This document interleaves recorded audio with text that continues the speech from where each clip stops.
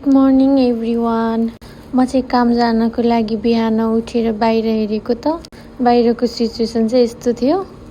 हिजो त हिउँ पातलै थियो, तर बेलुका धेरै परेको भएर होला बिहान उठेर हेर्दाखेरि त यति धेरै जमिसकेको रहेछ। चिसो पनि थियो, काम पनि फेरि आजै पर्नुपर्ने। गाडीहरूको सिचुएसन पनि यस्तो थियो, हेर्नु न। बिचरा मेरो बुढा भर्खर कामबाट आउनु भएको थियो, नाइट ड्युटी सकेर पुऱ्याइदिन्छु भन्नुभयो। थ्याङ्क यू सो मच माया। गाडीको हिउँ हटाउँदै हामीहरू चाहिँ अब जाने तयारी गर्दै थियौँ। काम त अब जसरी नै आउन परेको।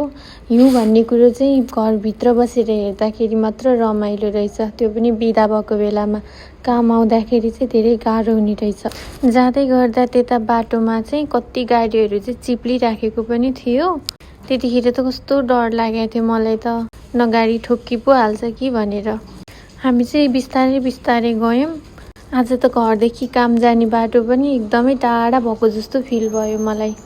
हिउँ झन् बाक्लो बाक्लो पर्दै गइराखेको थियो।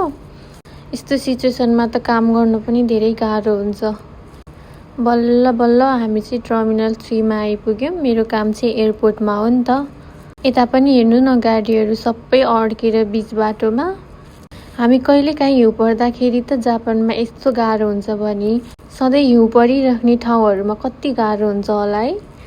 मलाई चाहिँ आज बल्ल थाहा भयो कि मान्छेहरूलाई चाहिँ आफूलाई नपरिकन थाहा हुँदैन नि त। जे कुरा पनि आफूलाई पर्छ अनि मात्र थाहा हुन्छ। अब जसोतसो गरेर काम त आइपुग्यौँ हामी। थाहा छैन दिनभरि कति गाह्रो हुने हो, कति चिसो हुने हो।